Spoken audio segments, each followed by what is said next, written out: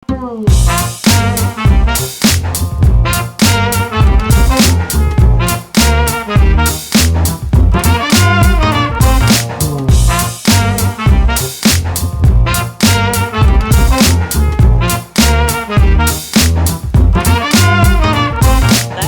valandą pradėte darbą?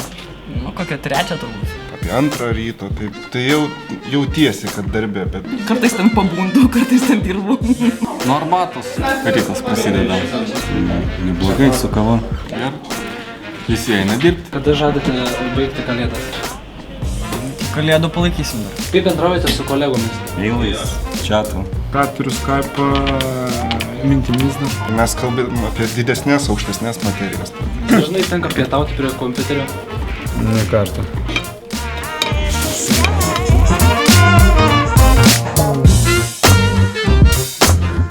Kodėl vėluojate į darbą?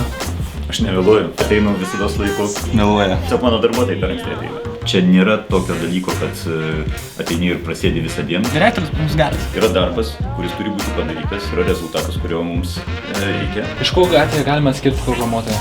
Nemėgsta šviesos. Dažniausiai eina tiesiai, nieko nežiūri, apaugęs. Mūsų programuotojai visi ateina su marškiniais, kaklaraiščiais, kostiumais. Batai visų lakuoti, gražiai nuvalyti. Koksai Apple modelis čia? Kaip čia pasakyti, čia prototipas dar neišleis. Į muzikinę studiją programuotojai.